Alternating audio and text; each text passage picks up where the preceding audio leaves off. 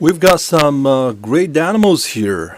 Good morning, my name is Yan Qifeng from CMG, and right now I'm at the Liao River Estuary National Nature Reserve. In our program today, we are going to feature those adorable spotted seals. Without further ado, let's bring you closer to those spotted seals. And let me tell you, I'm right now at the estuary of Liao River. In the beaches behind me, we have an area that is 1,000 meters long, and when the wave comes up, normally it is the meal time for the spotted seals.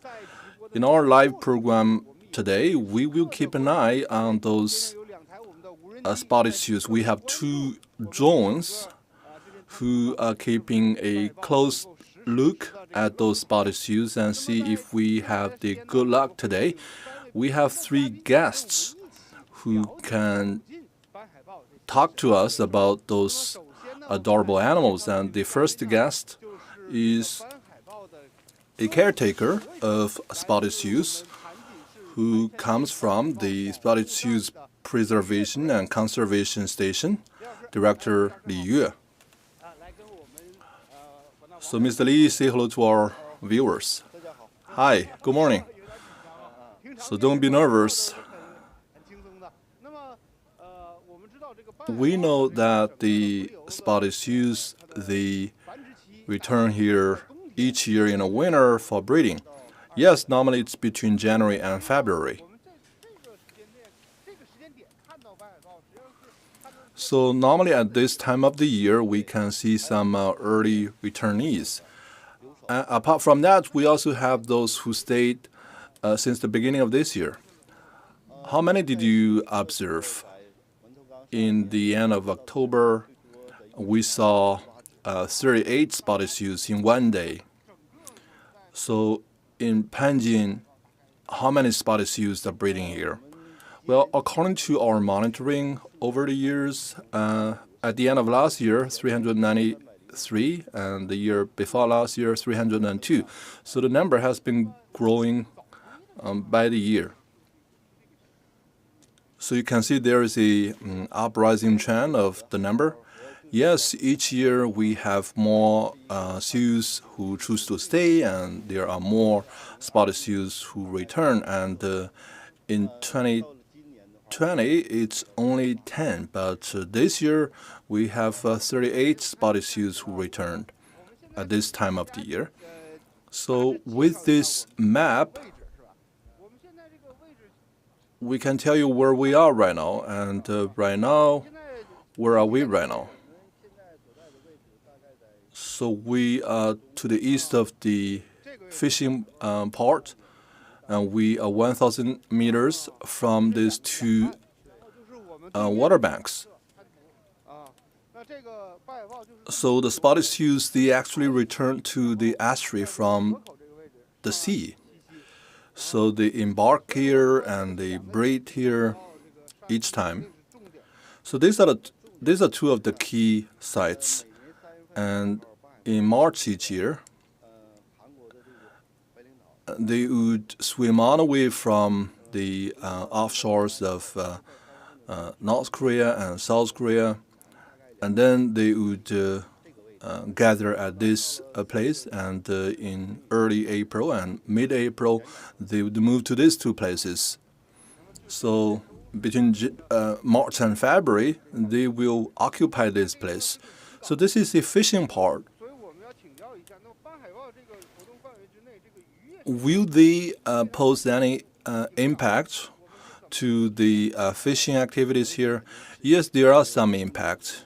Each year, they would come here for breeding. In March, for example, they would return to the estuary, and we would monitor the environment in this area. And if we have a fishing boat who is engaged in fishing activities, and we would disperse those boats. And we try to create a very favorable environment for the breeding activities of these spotted seals. So we try to minimize the impact to the breeding of spotted seals. Exactly.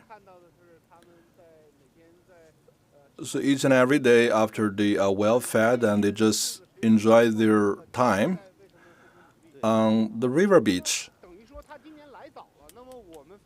So they are here early today, and so we just take some measures to protect them.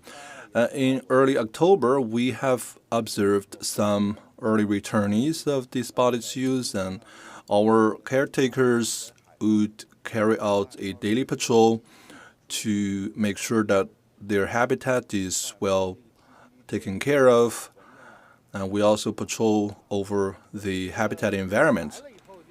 So the moment they return, we would immediately take some conservation efforts.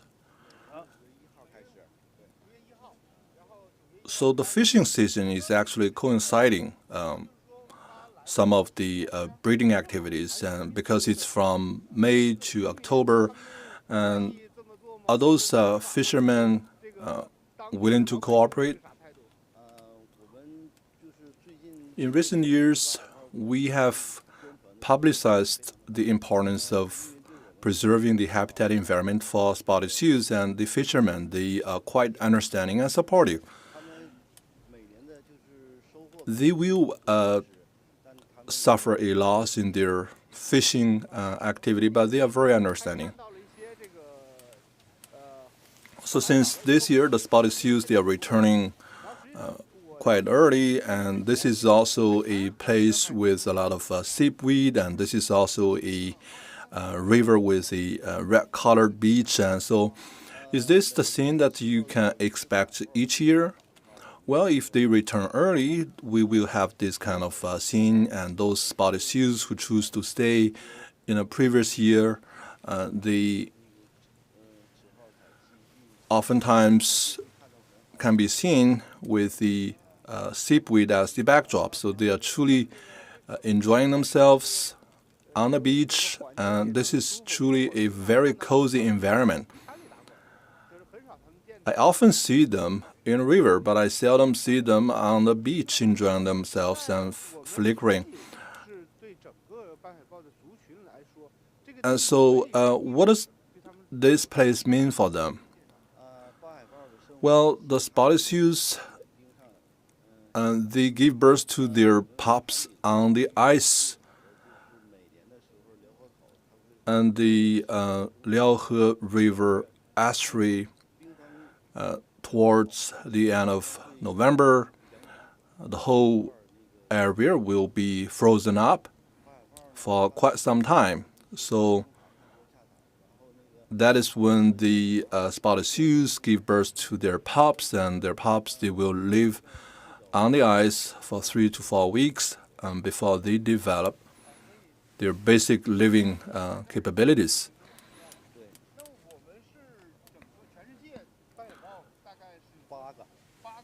So around the whole world, we have only 8 breeding sites for the spotted seals, and we are the southernmost point of breeding for spotted seals. And according to our monitoring, the number is picking up by the year.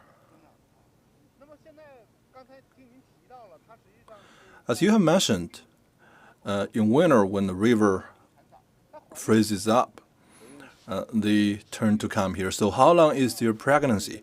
So it's 10 months, just like human beings. So that is to say, the more than 30 spotted seals, and most of them, they are pregnant with their fetus.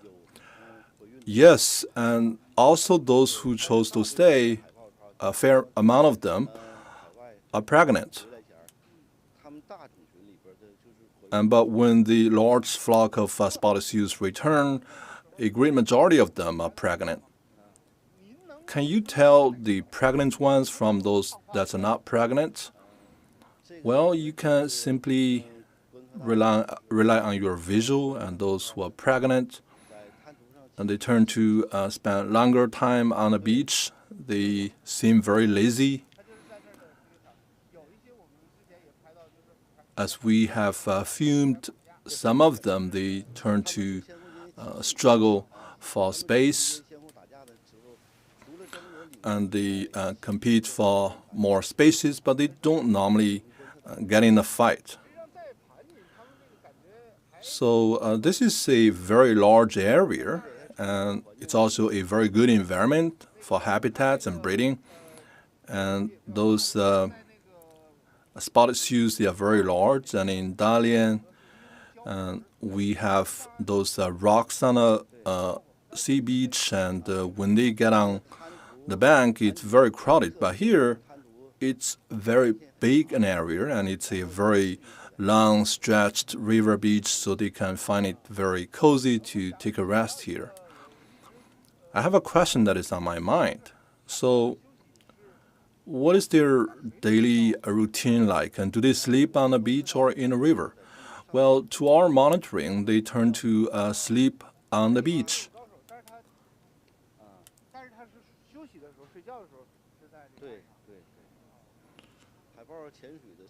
So when they dive, they can hold their breath in the water for 30 minutes. It's between 30 and 40 minutes. And normally when they are in a river, they are hunting for food. And when they have enough food, they just get on the riverbank to take a rest. So right now we haven't seen any of those spotted seals with our camera, but we know that this is not the area for their rest. Well, we have actually 3 sites according to our monitoring in this estuary. In March, when they return from other seawaters, it's normally 2 to 3 nautical miles south of where we are. And in late March, the fishing boats, they would start getting busy. And then they move to a different place. And they have 2 habitats here in this area with a relatively better environment. In about 1 to 2 months, and this will be frozen up. And in late November and early December, this whole area will be frozen up, and they will just give birth to their pups. So those are spotted seals, and how long do they spend every day in hunting food? So is there a routine according to your monitoring? Well, those are spotted seals. This is animal instinct, and when they are hungry, they just get in the water to get some food, and when they are well fed, then they will spend most of the time on the beach enjoying the sun bath and rest. So this is their life, and this is animal instinct. And when they are hungry, they get in the water, and when they are well fed, then they get on the bank. So I have been observing those seals, but I didn't manage to find a pattern. Is there a pattern? Well, according to our observation, and when the tide goes up, they will get in the water, and when the wave recedes, then they will stay on the beach. So, because when the wave picks up, the water will flow inward to the river estuary, and that will also bring a lot of fishes and shrimps to the estuary, and that is the harvest time for the spotted seals. Well, right now at this hour of the day, many seals, they are searching for food in the water or in the sea. And those footages that you see right now, they are filmed over the past few days. with our camera, and those are adorable animals, and those are the advanced teams of the spotted seals. And as you have introduced earlier, some of the seals, they have been staying here for the past few months, and they chose to stay from the previous year. How is that? Well, because we have a lot of fishermen in this area, and they observe a lot of spotted seals when they are out on the sea. Each and every month, there are farmers who report the discovery of spotted seals. So we know that each year during late October and early November, there are a great flock of sea seals and spotted seals who will return here. But because the environment in this area is picking up, getting better bit by bit, and a fair amount of spotted seals, they would just stay here.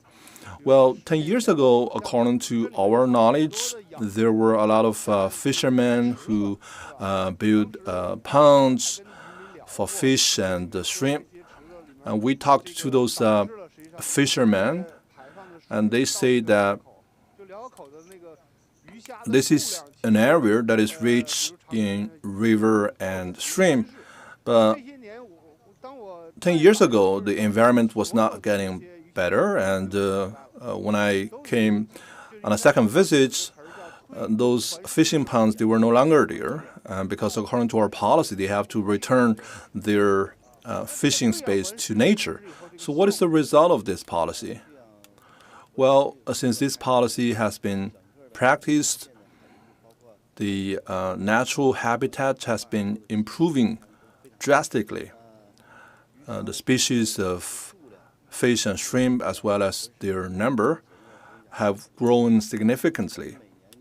Each year, the fishing boats, when they go out on a fishing mission, they can come back with greater yield and harvest. So that is simply to say that with the improvement in environment comes with more spotted seals returning to this area. Yes, and this is something that you cannot fake, and the environment sensitive, and when there are abundant food in this area, when the environment here is very pleasant, they will come back. And I believe there is a deep bond between the fishermen and those spotted seals. Yes, I saw a record that in as early as 1970s, and there were spotted seals who returned to this place, and at the time, the villagers, they were very scared, and they would dispatch their dogs to watch those spotted seals. But over the years, the number has maintained a upward trend, and this shows that our environment is picking up. And we also look forward to the scenario as you have monitored that you had 393 seals. Yes, then that is the peak number, 393. So at the peak season in April, between mid-April and late April, there was this peak in number. And when they return in April, normally they would leave this place after April and May. So we hope that at the peak time in 2025, the number can exceed 400. Yeah, this is something that we hope very much on our side. And we hope that the number can surpass 400 in the coming year. All right, thank you very much, Mr. Li, for your introduction. And we just had a conversation with Mr. Li, and we got to know more about the spotted seals. And you can see that those are very adorable animals. Over the past 2 days, we have filmed some footage. They do look very lovely and adorable, and they are very attractive to human eyes. Well, since we are here, let's play a small clip that we have made so that you get to know more about how adorable these animals are. spotted seals, they may look clumsy and stubborn, but truth is they're not so flexible. And check out this one. On the land, they are super slow and they won't win any other animals. So they just lie naturally in a relaxed manner on a beach. They enjoy the sun and the mud, no matter it is on the mud or on the ice or on the red beach with their belly facing the sky. So when humans see them, most of them are enjoying their stay on the beach because that gives them a very relaxed moment. But when they get hungry, they will truly get very active in the water. They have very short legs, but they can be very flexible and speedy in the river.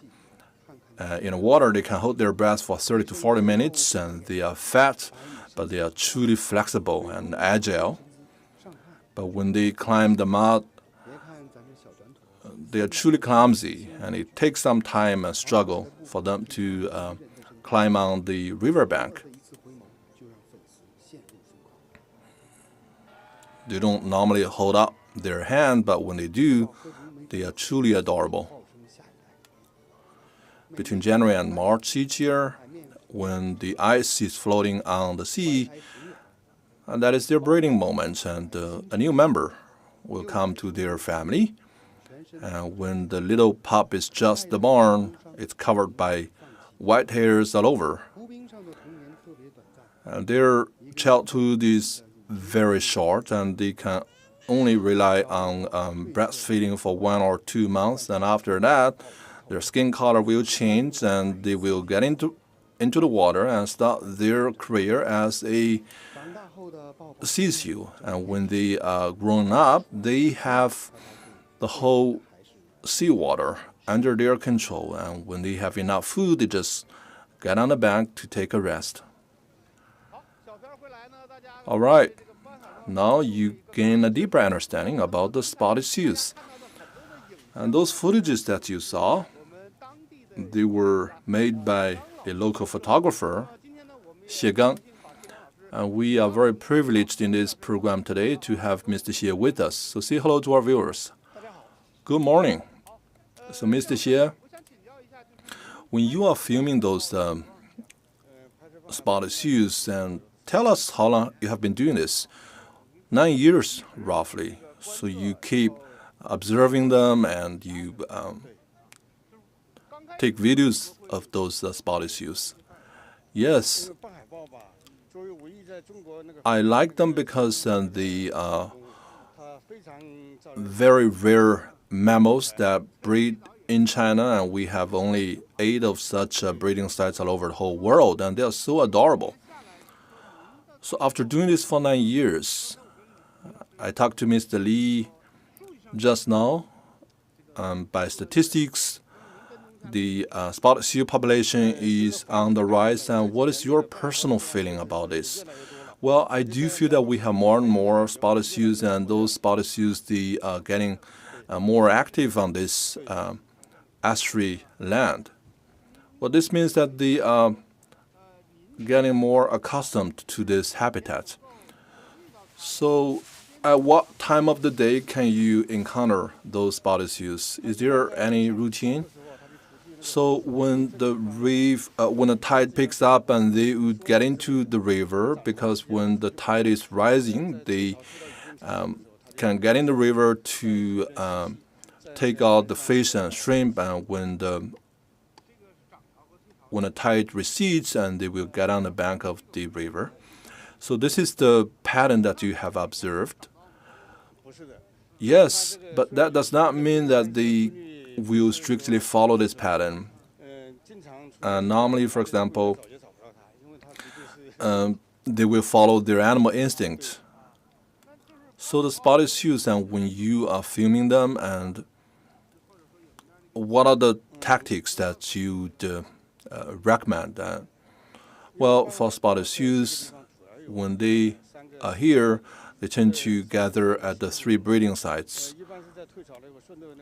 You need to follow the stretches of the river beach. In that clip, and we saw the combination of the spotted seals and the Red River Beach in Liaoning. Those are the iconic scenic places in Panjin. Well, I have been filming this for 9 years, and this is the first time that I captured both elements in one frame. The sun just came out, and with the sunlight reflected by the river and with the seaweed in the backdrop, and we have this red glowing of light. So truly this is a very rare scene. And most of the times they turn to frolic in the mud. Yes, most of the times they take a rest in a muddy river beach. And on this Red River Beach and with the seaweed in the backdrop, and this is truly a very exciting scene. We were just overwhelmed by this scene, and this is quite rare, and this is the first time that I filmed this after 9 years. And truly this is breathtaking, and they are truly enjoying themselves on this seaweed river beach. Because most of the times when they return to this place, and they would land on the muddy river beach. So you were very excited when you filmed this year? Yes.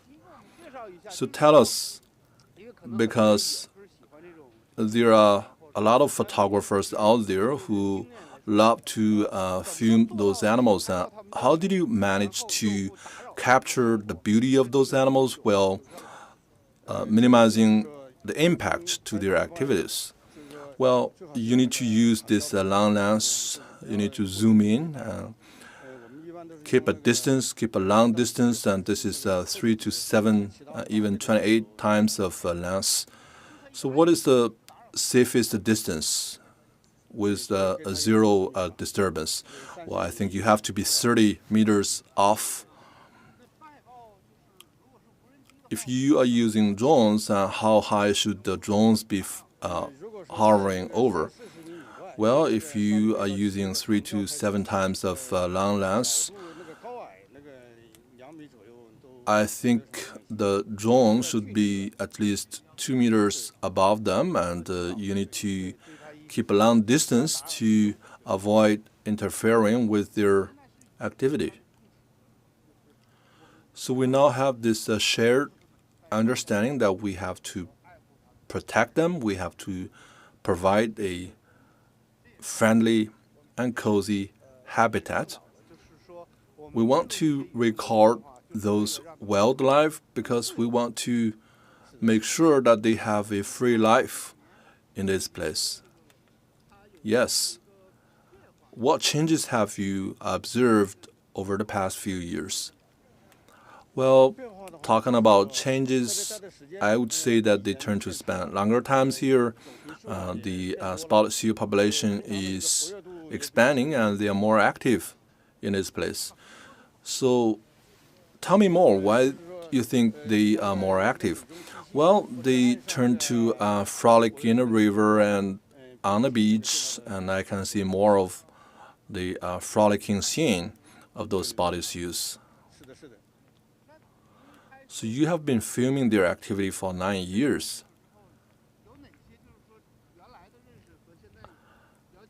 Have you learned something that is new about this animal? Well, this is a very hard question. So as a friend, you have gained more understanding over the years, and what came to you as a surprise? Well, in the past, I didn't quite catch them in the same picture with the other animals, such as the birds, but with the passage of time, I got to discover that they are getting along very well with those wild birds. Well, to my knowledge, in this wildlife conservation reserve, there are hundreds of bird species. In the Liao River Estuary Wetland Reserve, we have 323 bird species, and all the wild animal species, and it's more than 400. So this is an area with a size of 80,000 hectares, and this is truly a very large reserve and home to many of the first-level protected animals. And we have red-crowned cranes and black-headed gulls and Siberian cranes, white-headed cranes, and we have 21 different types of first-level protected animals in this area. Amazing, and this is truly a testament to the conservation efforts that we have put into in this area. So, put simply, those spotted seals, they are not lonely, and this is also an area where we attract a huge number of migratory birds, and as Mr. Xie has mentioned, that those wildlife, they are truly sharing the picture together. With this, let's come to our next guest. Well, thank you very much to Mr. Xie, and as Xie mentioned that the spotted seals, they are not the only animal in this area. In this wetland reserve, we have hundreds of bird species. And with that, let's bring our next guest, who is the director of Wetland and Agriculture Preservation Center, so Mr. Li Yuxiang. Say hello to our viewers. Good morning. So, as we learn, this is a very richful and vibrant land. And what are the animals that you know from this place? In Panjin area, we are in a river delta, and this is a very unique habitat, providing a very favorable habitat for the birds, according to our statistics and observation. As of the end of 2024, which is up to present, we have 323 different bird species. In 2023, and it was 321. So 2 more species identified this year. We have a water bird, and we have also a migratory bird. Truly, we have a very richful resources of bird species.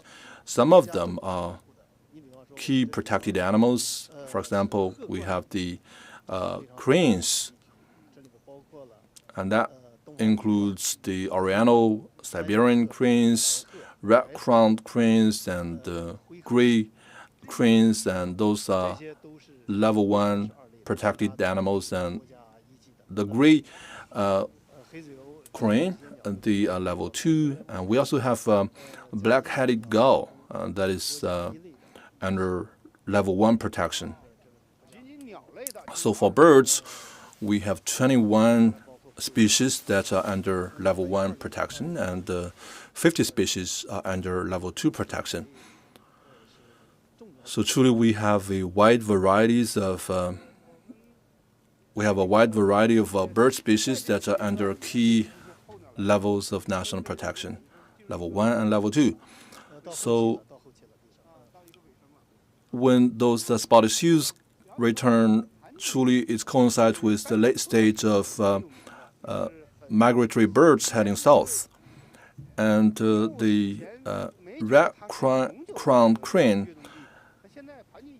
this is something that surprised me, and I didn't know this is a permanent site for the red-crowned cranes. Well, prior to 2010, in Panjin,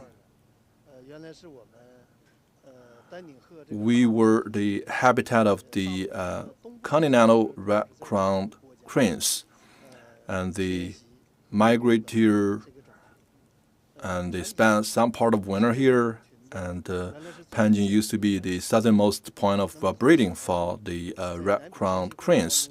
And this is also one of the most gathering places for the migratory cranes. And starting from 2010, we first spotted some red-crowned cranes, and ever since then, the species kept expanding. And as of the last winter, we had 112 red-crowned cranes spending the winter here.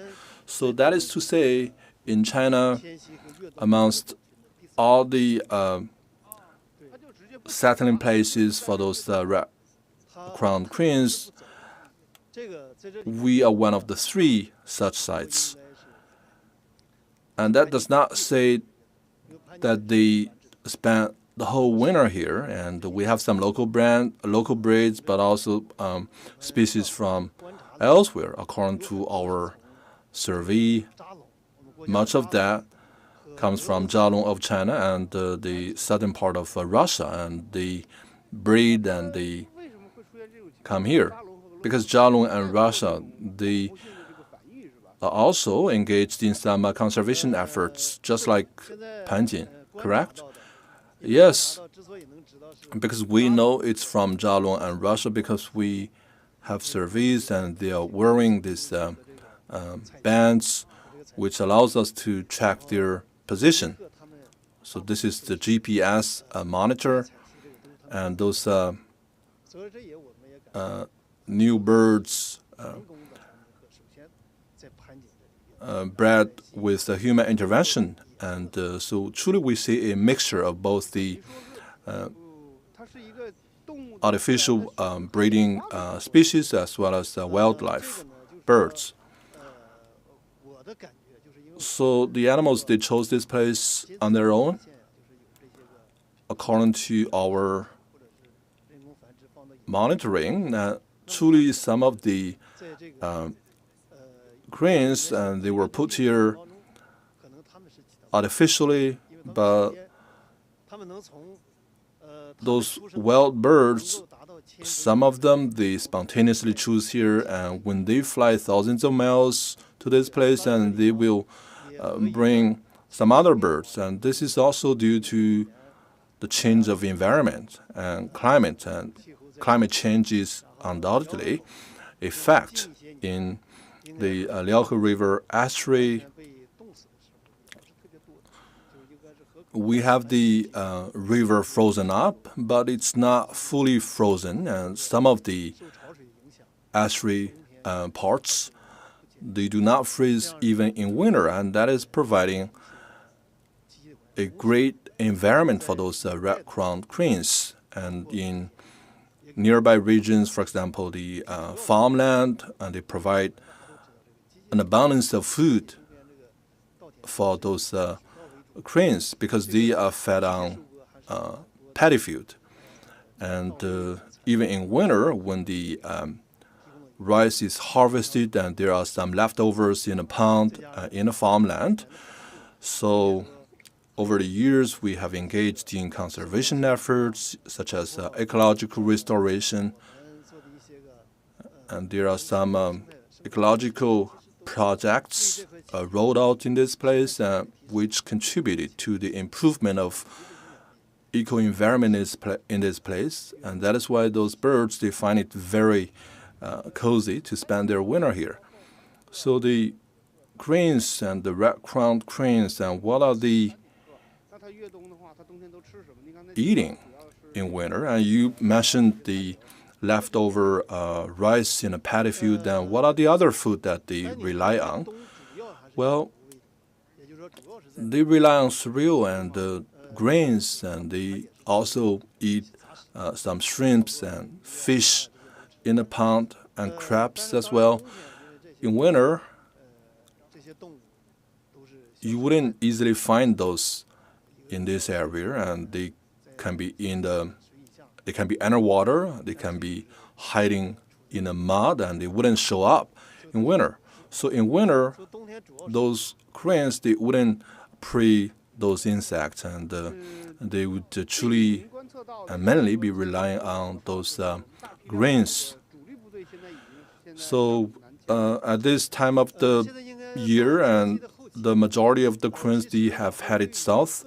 Yes, and we're at the late stage of the migration, and between the end of October and mid-November, that is the peak time when the majority of the cranes pass Panjin And according to our observation, over 10,000 cranes, they have passed this place. And I'm talking about the Oriental white cranes and red-crowned cranes and black-headed gulls. And the Oriental white cranes truly is the mainstay, is the primary bird species that pass here. Roughly, we have identified 8 to 9,000, and that is also a first-level protected bird in China, and this is a very exciting figure.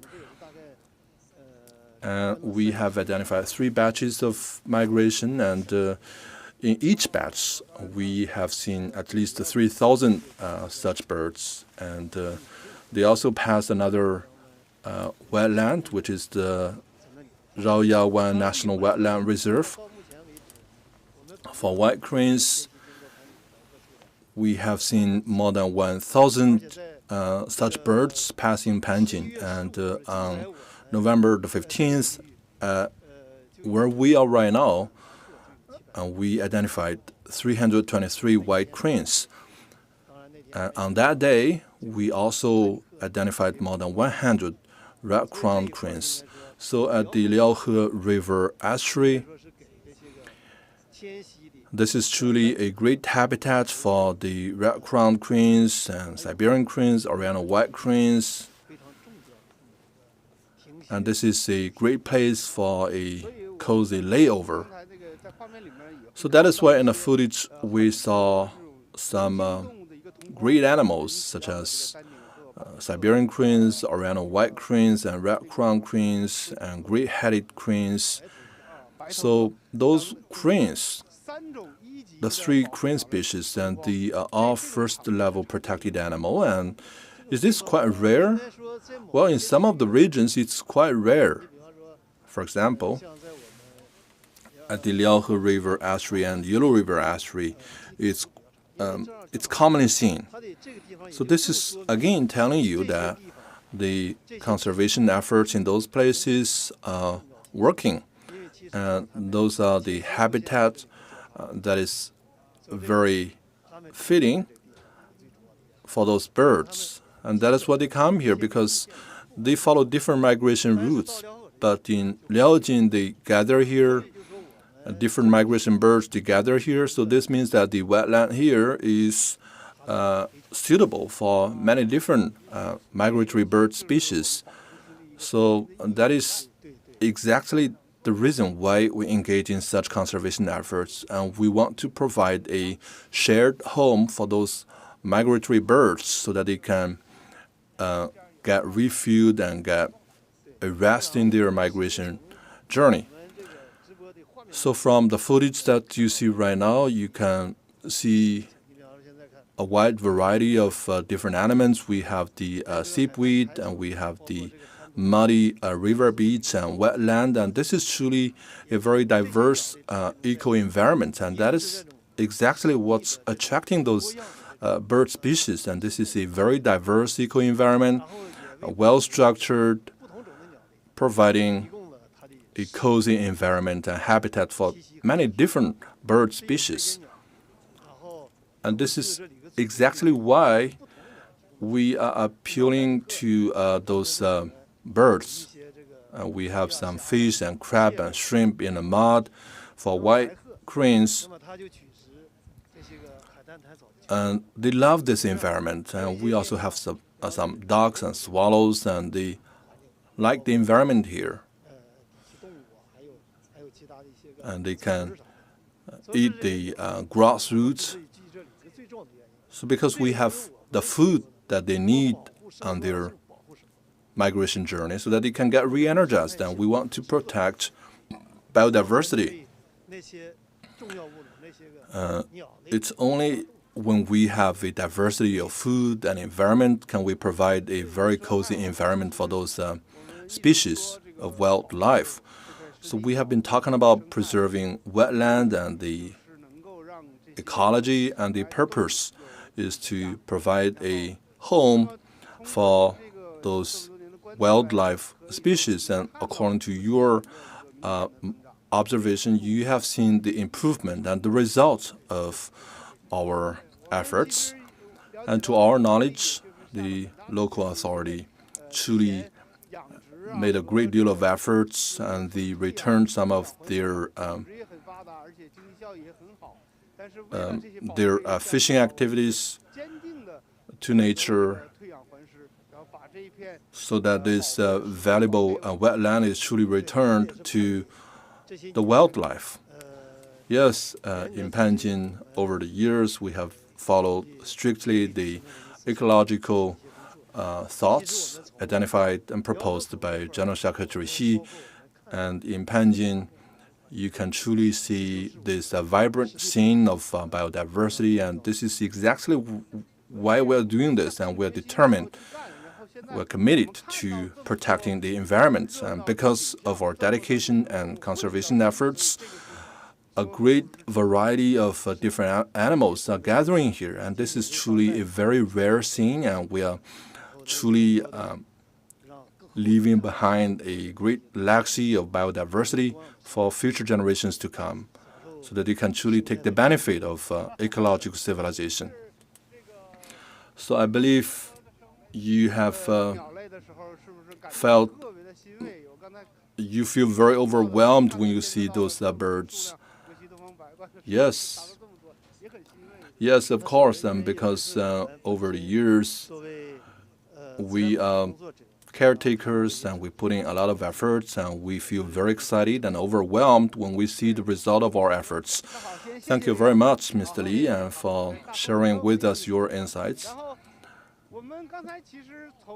Well, we covered the spotted seals and the birds, but they share one thing in common, that is the species are expanding and the population is showing a upward trend, and those adorable and magic wildlife, and they are truly enjoying the environment here, and this is exactly why we are protecting the environment.